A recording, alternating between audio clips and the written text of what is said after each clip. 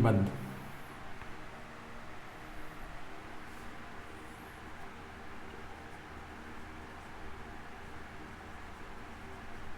प्रथम दृष्टि से प्रथम अर्थ निकालें इसका। जहाँ पे बंधनों का अभाव हो, जहाँ पर कोई बंधन ना हो, उसको हम निबंध कह सकते हैं। बंधन का मतलब है कि लिखने में कोई बंधन नहीं। लिखने की ही बात की जा रही है। हर जगह मेंस का सिलेबस जब आप उठाते हैं,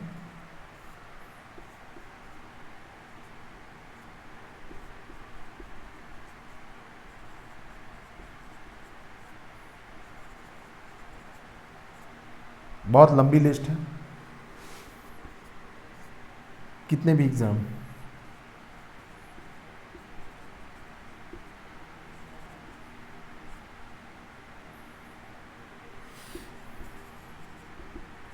एग्रीकल्चर सर्विसेज के एग्ज़ाम, कोई भी आप उठाएंगे, हर जगह आपको ये निबंध ज़रूर मिलेगा। लेखन की बहुत सारी विधाएं हैं, निबंध ही क्यों सिलेबस में रखा गया। अलग अलग एग्ज़ाम्स में कहीं पे 200 मार्क्स का, कहीं पे 150 मार्क्स का, 120 मार्क्स का, 100 मार्क्स का, 50 मार्क्स का, अलग अलग हर जगह इसकी भूमिका। जहाँ पे 50 मार्क्स का है वहाँ टोटल हिंदी का पेपर ही 100 मार्क्स का होता है। जहाँ पे 100 मार्क्स का है वहाँ टोटल पेपर ही 200 मार्क्स का है। जहाँ पे ये 150 मार्क्स का है वहाँ हिंदी और इसका बराबर रेशियो है। जैसे पीसीएस में 120 मार्क्स में आरओ यारो में जैसे ये पूछा जाता है, बहुत बड़ा योगदान सिलेक्शन में। आपको ये सेलेक्ट कराता है, यही बाहर करता है। क्यों रखा जाता है ये? बंधन भी नहीं है, इसीलिए रखा जाता है। विचार आप अपने दे सकते हैं। बंधन इस बात का नहीं है कि आप अपने हिसाब से कुछ लिख सकते हैं, लेकिन इतना बंधन होता है कि जो टॉपिक दिया जाएगा उस टॉपिक पर ही विचार रखेंगे। जो टॉपिक्स होंगे, 1 लिखना हो, 2 लिखना हो, 3 लिखना हो, 1 होगा तो कम से कम 5-6 आपको 3 दिए रहेंगे, 5 दिए रहेंगे, 6 दिए रहेंगे। 2 लिखना होगा उसमें भी 5-6 दिए रहते हैं। 3 लिखना होगा 9 दिए रहते हैं। सेक्शन वाइज दे दिया जाता है। लेकिन जो भी टॉपिक आप चुनते हैं उन पर आप क्या लिखते हैं ये बंधन नहीं है। बंधन का मतलब केवल यही है कि बंधन रहित है, आप जो विचार चाहें वो दें, लेकिन टॉपिक से रिलेटेड विचार दें, टॉपिक से बाहर विचार न दें। अगर आप टॉपिक से बाहर विचार देंगे तब निबंध का ये अर्थ गलत हो जाएगा। निबंध का ये अर्थ गलत हो जाएगा उस समय जब आप टॉपिक से बाहर का विचार देंगे।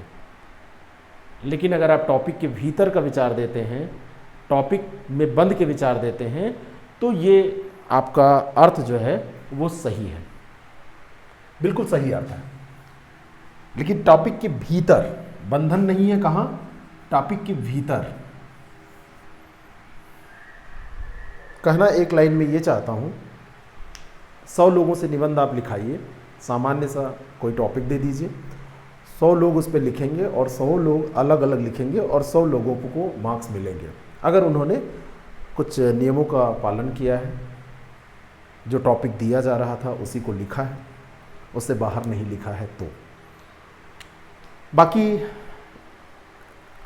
एक किताब से पढ़ के बहुत सारे लोग लिख देते हैं, उनको भी मार्क्स मिलते हैं, जनरलाइज हो जाता है आंसर। वहाँ पे इससे जनरलाइज हो जाएगा तो थोड़ा सा मार्क्स भी जनरल मिलेगा, क्योंकि एक ही नोट्स, जैसे कोई इंस्टीट्यूट है उसने दिया या एक ही स्रोत से आपने पढ़ा और पढ़ के आपने लिख दिया एक ही जगह से, तो वहाँ पे थोड़ी सी समस्या होती है।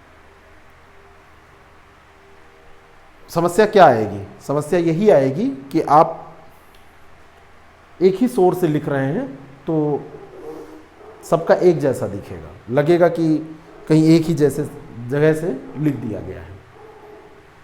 इसलिए निबंध में अगर अच्छे मार्क्स पाने हैं, ग्रेट परफॉर्म करना है इसमें, तो आपको निबंध लिखने की जो कला है, जो स्किल है, उस पर ध्यान देना चाहिए।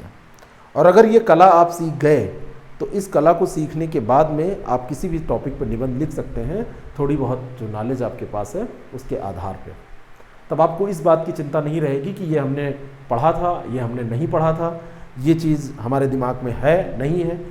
कंटेंट की जहाँ तक बात है, कंटेंट में बहुत सारे लोग फैक्ट को लेके बहुत ज़्यादा परेशान रहते हैं कि फैक्ट्स का इस्तेमाल हम ज़्यादा से ज़्यादा करेंगे तो ज़्यादा अच्छा निबंध आपका बन जाएगा। बहुत सारे लोग कहते हैं कि हमने एग्जाम्पल जो डाले, एग्जाम्पल बहुत अच्छे नहीं डाले। बहुत सारे लोगों का ये भी कहना है कि हमने टॉपिक पढ़ा ही नहीं था और मजबूरी थी कि उस टॉपिक पे हमको लिखना पड़ा। ये जितनी भी बातें हैं, कोई भी बात जो आप इससे संबंधित कर रहे हैं, उन सभी बातों में एक बात कॉमन है कि आप निबंध खुद लिखने की कोशिश नहीं कर रहे हैं। आप ज़्यादातर विश्वास कर रहे हैं कि हमको कहीं लिखा लिखाया मिल गया, अगर लिखा लिखाया मिल गया, हमने पढ़ा तो उसमें कंटेंट में फैक्ट भी था, एग्जाम्पल भी थे, टॉपिक थे, हमने लिख दिया। अच्छी बात है। जो काम दूसरे लोग कर रहे हैं, मार्केट में जो काम हो रहे हैं, जो काम मैं आपके लिए कर रहा हूँ, उसको आपको करने की ज़रूरत भी नहीं है। बिल्कुल सत्य बात है ये। लेकिन ये डर इसलिए लग रहा है कि आपको राइटिंग स्किल जो है वो उतनी अच्छी नहीं आ रही है। इसके बिना काम चल सकता है, थोड़े बहुत डालने पड़ेंगे। ये कोई फैक्ट्स का भंडार नहीं होता है, इससे कुछ आप डाल दीजिए। 10% भी इसका योगदान अगर हम कहें तो ये ज़्यादा ही है 10%। एग्जाम्पल आप अपने आसपास से ले सकते हैं। आप अपने जीवन में जो चीज़ देखते हैं उससे एग्जाम्पल ले सकते हैं। किससे कहानियाँ आपने पढ़े हैं बचपन से अभी तक, हिंदी आपने पढ़ी है, अंग्रेजी पढ़ी है, वहाँ पे आपने बहुत सारी कहावतें सुनी होंगी, बहुत सारी कविताएं पढ़ी होंगी। किसी न किसी धर्म से आप बिलोंग करते होंगे, उस पर यकीन करते होंगे, धर्म को मानते होंगे, या आप नास्तिक होंगे तब भी आपने कुछ पढ़ा होगा, तो वहाँ से एग्जाम्पल आप दे सकते हैं। पास पड़ोस से एग्जाम्पल आप दे सकते हैं, प्रदूषण वाले निबंध में, सोसाइटी वाले निबंध में, राजनीति वाले निबंध में, पास पड़ोस से भी एग्जाम्पल आप दे सकते हैं। स्किल पे अगर ध्यान दीजिए आप, राइटिंग स्किल तभी आएगी जब आप बार बार लिखेंगे, अनवरत प्रयास करेंगे।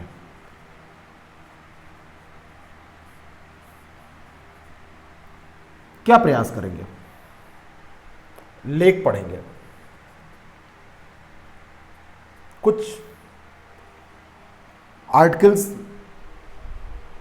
जो डेली आपके निकलते रहते हैं वो इम्पॉर्टेंट होते हैं, सारे नहीं। हिंदी पेपर हो या अंग्रेजी पेपर हो। जो लोग कहते हैं कि केवल द हिंदू पढ़ के, टाइम्स ऑफ इंडिया पढ़ के, इकोनॉमिक्स टाइम पढ़ के ही लिखा जा सकता है, मैं नहीं मानता कि वो बिल्कुल सही बात है। आप जागरण भी पढ़ सकते हैं, आप हिंदुस्तान भी पढ़ सकते हैं, आप कोई भी पेपर पढ़िए, रेगुलर जो उस पर टॉपिक्स निकल रहे हैं उनको आप करिए, जिस्ट बनाइए इसका कॉपी पे आप इंपॉर्टेंट पॉइंट नोट करिए, कर सकते हैं। लिखने का तरीका भी आप यहां से सीख सकते हैं। कोई राइटर जब लिखता है तो उसमें क्या वो कैसे किस सीक्वेंस में बातों को कहता है उसको आप देख सकते हैं और लिख सकते हैं, समझ सकते हैं, क्योंकि वो अपने सब्जेक्ट के महारथी होते हैं। मान लीजिए कि कोई आपने आर्टिकल पढ़ा, तो आर्टिकल पढ़ते समय आपने क्या देखा? आर्टिकल सबसे पहले इंट्रो से शुरू होता है। इंट्रो के बाद में उसमें एक बॉडी पैराग्राफ आता है।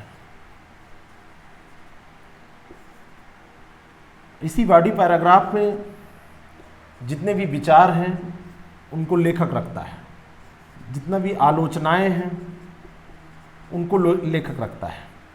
इसी में वो अपने विचार भी रखता है, जिसको आप सुझाव के नाम से भी जानते हैं। आप कहते हैं कि सुझाव लेखक ने ये दिया, और लास्ट में वो कंक्लूड करता है।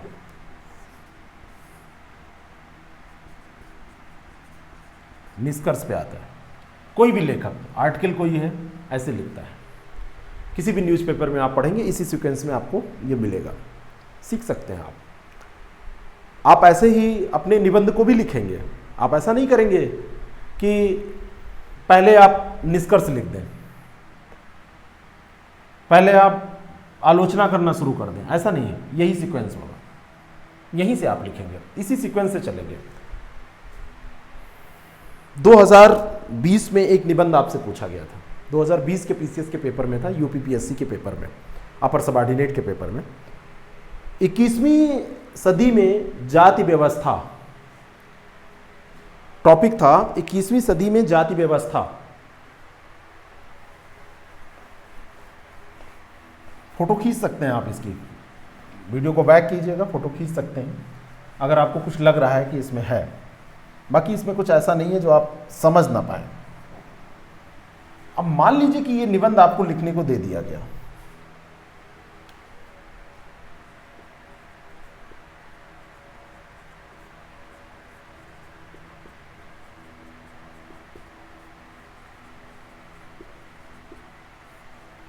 जाति व्यवस्था, और उसमें दो चीजें और जोड़ी थी इन्होंने। जाति व्यवस्था के आगे जो चैलेंज था यहां, समस्याएं व चुनौतियां, ये पूरा टॉपिक था।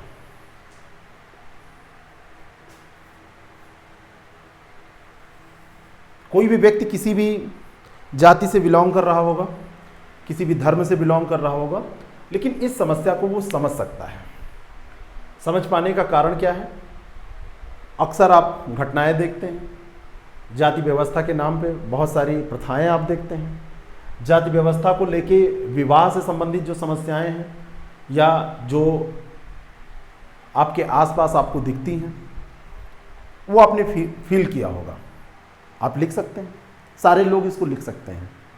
कोई ऐसा नहीं है कि जो इस समस्या से रूबरू ना हो, चाहे वो अर्बन एरिया में रहने वाला कोई व्यक्ति हो और चाहे वो विलेज में, ग्रामीण परिवेश में रहने वाला कोई व्यक्ति हो, इसके बारे में थोड़ा आइडिया ज़रूर होगा। और जिसने सोशल साइंस पढ़ी होगी, जिसने अच्छे से न्यूज़पेपर लगातार पढ़ा होगा या पढ़ता होगा, तो उसको तो इसके बारे में निश्चित पता होगा। ध्यान क्या रखना है?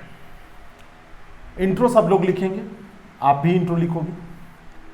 तो ये जो आप शुरुआत करोगे, स्टार्टिंग करोगे, इंट्रोडक्शन जो दोगे, वो आप कैसे दोगे? आप कैसे दे रहे हैं इंट्रोडक्शन? इंट्रो कैसे कर रहे हैं?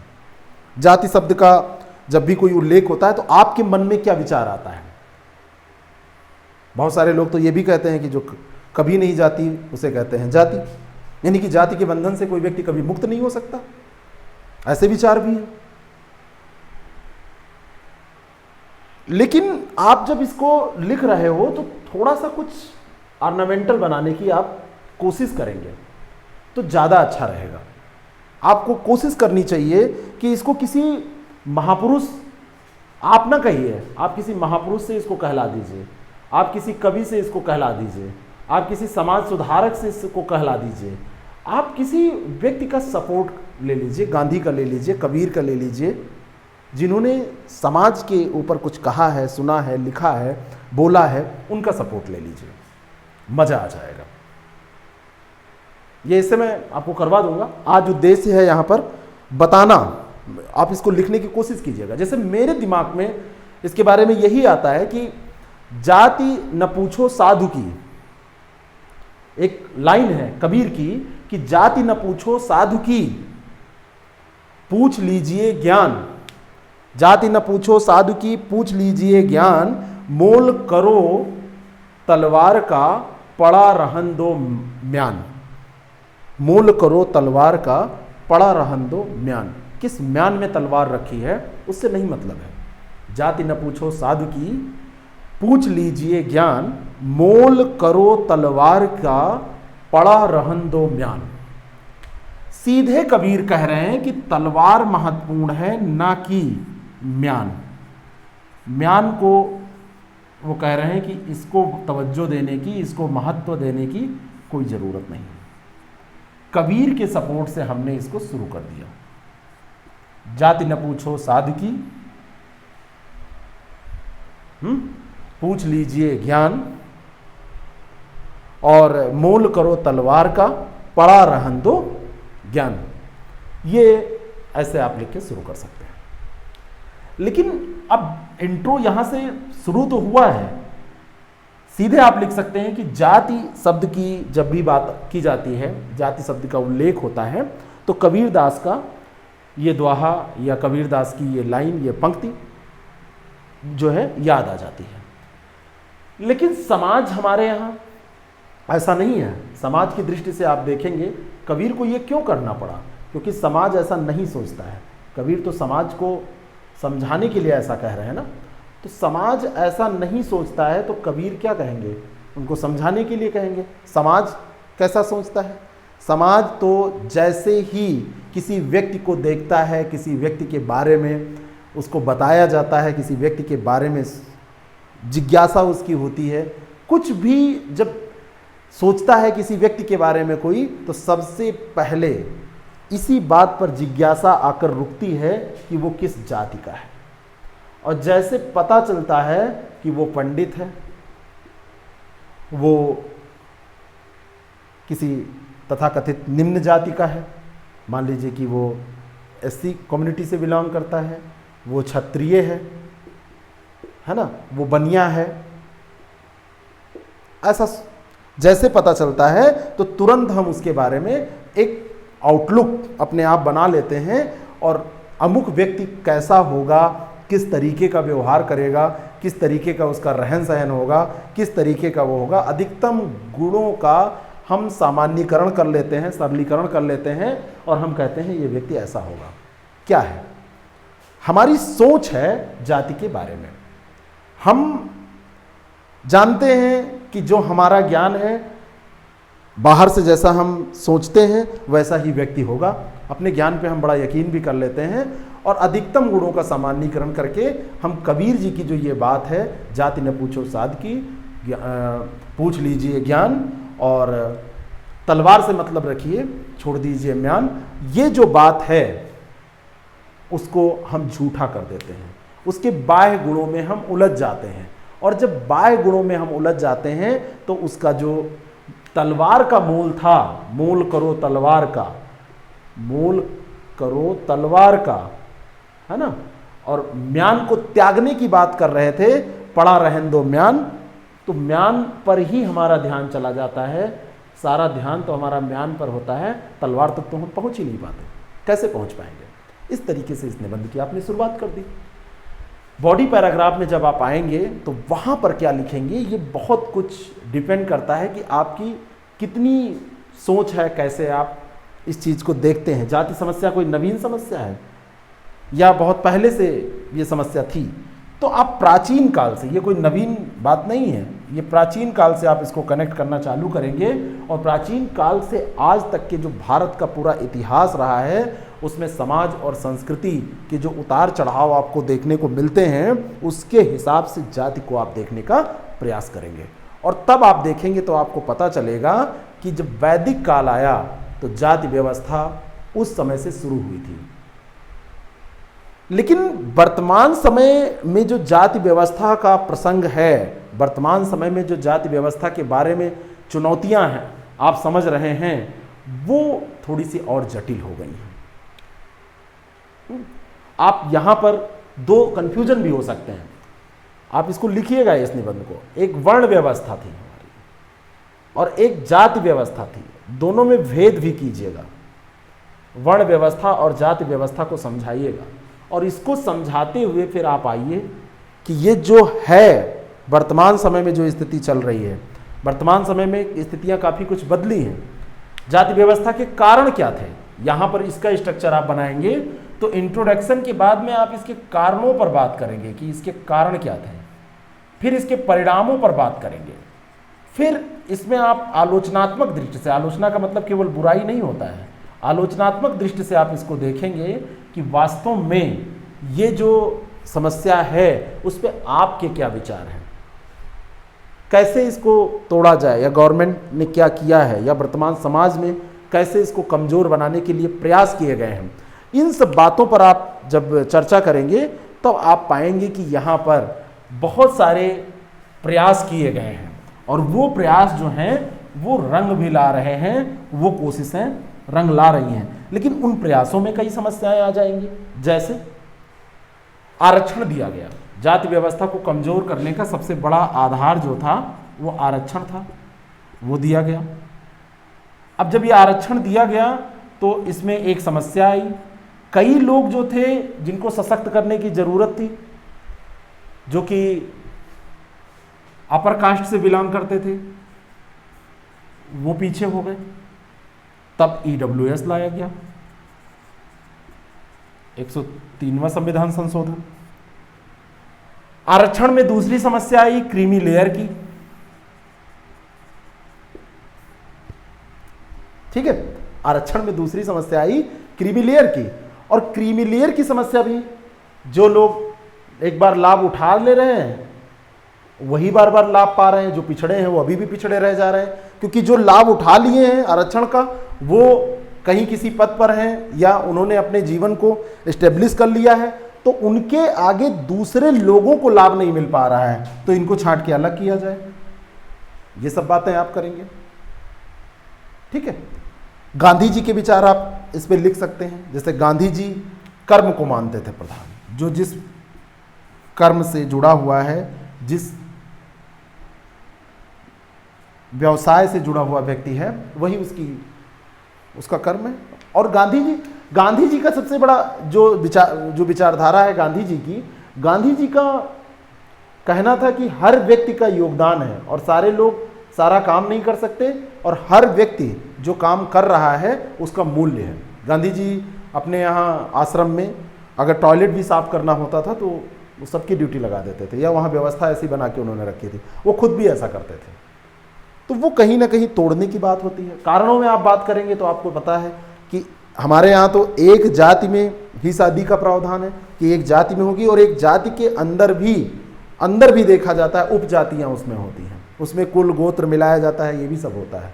तो इतना अगर जटिल रहेगा सिस्टम, जैसे किसी निम्न कास्ट के व्यक्ति की शादी जो अपर कास्ट का है उससे होती है तो समाज विरोध करता है उसका। अगर इसको तोड़ा जाए, जाति बंधन से अगर मुक्त करना है तो इसको तोड़ने की जरूरत है, इसको तोड़ दिया जाए। अगर जैसे आप जब सुझाव देंगे कि कैसे इसको कमजोर बनाया जा सकता है, तो इसको तोड़ने की बात करिए। इसको अगर तोड़ दिया जाए तो काफ़ी हद तक इस बंधन से आप मुक्ति पा सकते हैं। और अगर ये बनी रहेगी तो ये आधार है बहुत बड़ा। दूसरा, कार्यों को लेके पहले निश्चित कार्य हुआ करते थे सबके, निम्न तथाकथित निम्न जो जाति वर्ग का व्यक्ति है वो निश्चित कार्यों में, जूता गांठने में, जूता बनाने में, साफ सफाई करने में लगा हुआ था। आज आपको सफाई कर्मी जनरल कास्ट के लोग भी मिल जाएंगे नौकरी के कारण। आज आपको जो पढ़ाने का काम होता था वो केवल ब्राह्मण वर्ग के लोग करते थे, आज सभी कास्ट के लोग मिल जाएंगे आपको उसमें। तो बहुत कुछ बदला तो है, लेकिन उसके बावजूद भी अभी चुनौतियाँ जो नई नई आ गई हैं वो भी साथ में इसको आप लेके चलिए। क्रीमी लेयर है, आरक्षण है, ठीक है ना। तो ये सारी समस्याएं हैं जो कि जैसे 1991 में आप देखिए, जब से उदारीकरण, निजीकरण और वैश्वीकरण की अवधारणा हमारे यहाँ लागू हुई तो जाति व्यवस्था पर तीव्र प्रहार हुआ, आर्थिक गतिविधियों को महत्ता दी गई, और जहाँ पे इकोनॉमी जिसके हाथ में रहेगी, अगर कोई निम्न जाति का व्यक्ति है और वो ऑफिसर बन गया तो वहाँ पर फिर उसकी इज्जत बढ़ जाती है समाज में, क्योंकि वो अधिकारी है, उसके पास अधिकार है, वो कुछ कर सकता है, किसी का कल्याण कर सकता है, किसी का अहित भी कर सकता है, दोनों कर सकता है। तो कुल मिला के समाज उनको मान्यता दे देता है। तो आर्थिक जब सशक्तिकरण जातियों का शुरू हुआ तो वहाँ से थोड़ा सा जो जाति व्यवस्था थी वो कमज़ोर पड़ने लगी। जाति व्यवस्था समाप्त नहीं हुई, कमज़ोर पड़ने लगी, लेकिन अभी भी है। खाप पंचायतें बहुत बार आप देखते हैं कि अपने स्तर पर निर्णय सुनाती है, तो ठीक इसी तरीके से एक पंचायत ये भी है। अपर कास्ट के लोग कई बार दूल्हों को घोड़ी नहीं चढ़ने देते, कभी कुछ घटनाएं आप सुनते रहते हैं। बहुत कुछ बदला है, लेकिन उसके बावजूद भी अभी ये सब है। तो आप बॉडी पैराग्राफ में ये सारी चीज़ें लिखिए। मैं कह रहा था कि लाइन लेंथ नहीं बदलना चाहिए। मैं ऐसे करवा दूंगा, ये ऐसे पूरा प्रॉपर करवा दूंगा, अच्छे से आप लोग लिख लेंगे, समझ में आ जाएगा, नोट्स मिल जाएगा, सब कुछ हो जाएगा।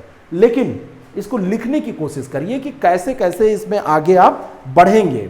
सबसे पहले आप आलोचना नहीं करने लगेंगे, सबसे पहले आप कुछ उसके परिचय के बारे में, कुछ उसके बारे में परिचय देंगे, ठीक है ना। तो ये सारी चीज़ें। अब दूसरी एक समस्या और है यहाँ पर, एक ये भी बहुत बड़ा मुद्दा है जिसको आप इसमें लिख सकते हैं, आप बॉडी पैराग्राफ में, जहाँ पे कुछ मुद्दे जो इस समय हैं, जैसे पिछले समय में,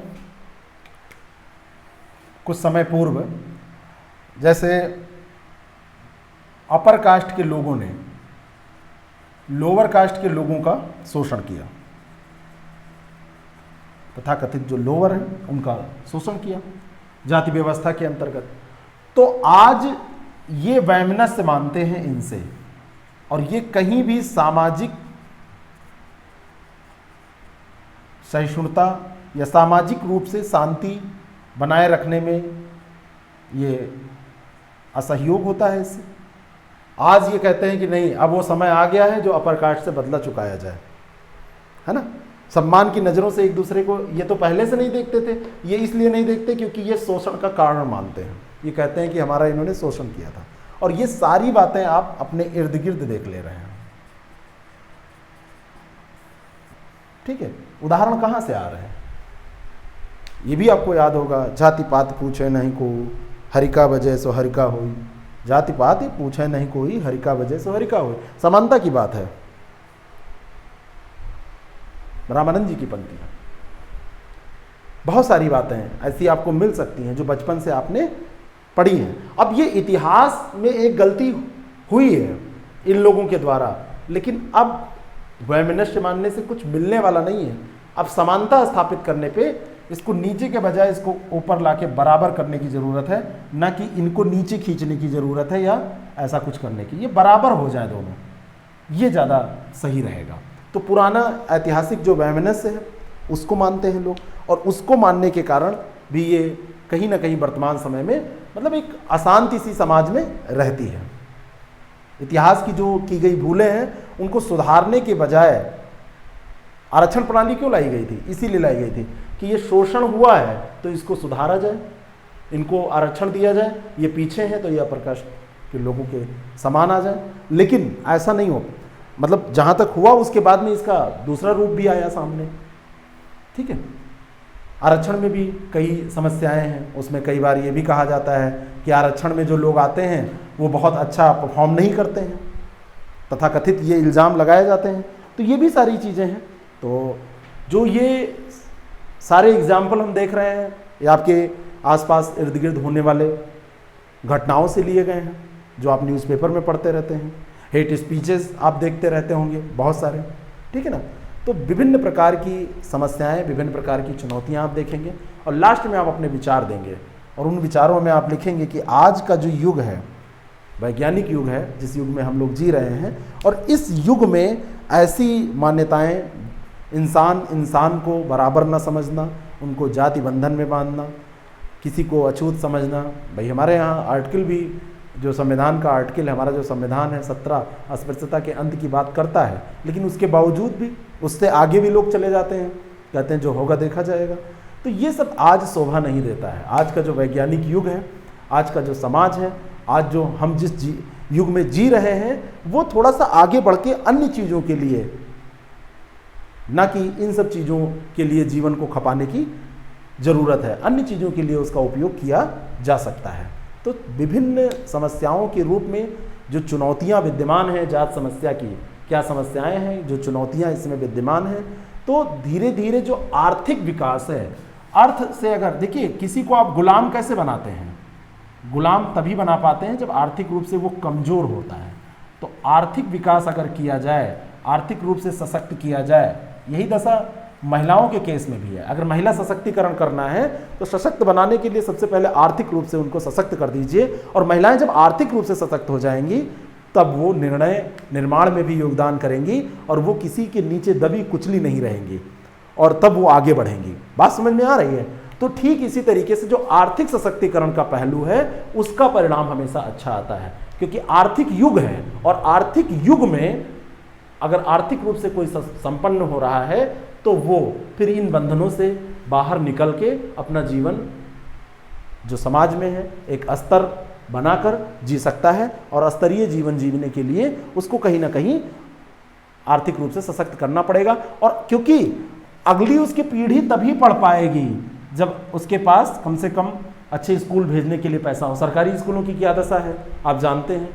तो अगर दूसरे किसी जो अमीर वर्ग है उसके बच्चे अच्छे स्कूल में पढ़ेंगे तो वो आगे निकल जाएंगे, दूसरा जो वर्ग है वो पैसे ही नहीं है उसके पास, वो किसी तरीके से मेहनत मजदूरी करके जीवन यापन करता है, तो वो पीछे रह जाएंगे उसके बच्चे। तो अगली पीढ़ी भी समस्याग्रस्त होगी और इनको भी फिर आगे वही जिंदगी रिपीट करनी पड़ेगी। तो आर्थिक रूप से सशक्त होना बहुत ज़रूरी है। बाकी जो छुआछूत की बात है, खान पान की बात है, विवाह की जो हम बात करते हैं, विवाह में एक जाति से दूसरे जाति में विवाह नहीं होते हैं, तो अंतरजातीय विवाह को प्रोत्साहन देना, जनमानस की स्वीकृति अगर इस चीज़ को मिल जाए, हो भी रहे हैं बहुत सारे अंतरजातीय विवाह, पहले नहीं होते थे, पहले इनकी ऐसा नहीं कि नहीं होते थे, इनकी दर कम थी, लेकिन अब ज़्यादा होते हैं। और उसका कारण क्या है, लड़की डीएम हो गई, एसडीएम हो गई, तो अब यहाँ पे लड़का भी अपना किसी पद पे है, दोनों ने फैसला लिया, कोई किसी जाति से बिलोंग कर रहा है यहाँ पे उसका कोई मतलब नहीं है, वो अपना फैसला खुद ले सकते हैं क्योंकि वो सशक्त हो गए हैं, कोई विरोध भी नहीं कर रहा है। ठीक है, तो महिलाओं को भी आगे बढ़ाया जाए, शादियों के जो ये अंतर्जातीय विवाह इनको प्रोत्साहित किया जाए, खान पान में, उठन बैठन में जितने भी ये प्रथाएं प्रचलित हैं कि बड़े लोगों के सामने ये छोटी जाति के लोग नहीं बैठेंगे, इन सबको अगर दूर कर दिया जाए, जो कि लगातार हो भी रहा है, तो ये समस्याएं समाप्त हो जाएंगी। दूसरा, राजनीति में भी एक बहुत बड़ा ये मुद्दा होता है, इसको समाप्त नहीं होने दिया जाता है कि फलानी जातियाँ कमज़ोर हैं तो इनके पैरोकार हम हैं। तथाकथित बहुत सारी पार्टियाँ जो कहती हैं कि हम, मतलब किसी को कोई नहीं रहता है, वो अपने कुर्सी के लिए सारे प्रयास कर रहे हैं। हर पार्टी बताती है कि हम ही सबसे बड़े तुम्हारे पैरोकार हैं, सबसे बड़े तुम्हारे हम ही हिमायती हैं, बाकी कोई कुछ नहीं कर रहा है। ठीक है ना। तो अपने संकीर्ण स्वार्थों को अगर इंसान त्याग दे, संकीर्ण स्वार्थों की पूर्ति के लिए जो अपर कास्ट के लोग लोअर कास्ट के लोगों का शोषण करते थे और वो प्रथा चलती चली आ रही, आगे अभी तक चली, उनको अगर हटा दें तो एक वैसे ही सोच में परिवर्तन हो जाएगा, है ना।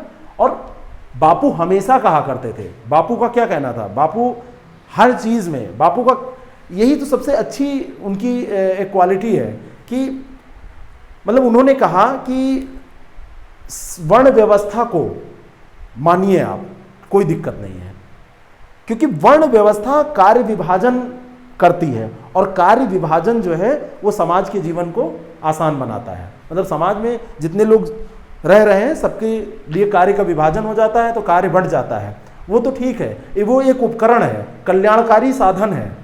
लेकिन सबसे बड़ी समस्या ये है कि हम वर्ण व्यवस्था की जगह जाति व्यवस्था को अपना लेते हैं।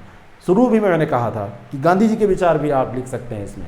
तो जाति व्यवस्था को जब हम अपना लेते हैं तो वहाँ पर वर्ण व्यवस्था के बजाय अन्य जो बुराइयाँ जाति व्यवस्था की हैं वो आ जाती हैं, मानवता को बांटने के तलवार के तौर पर वो काम करती हैं, है ना।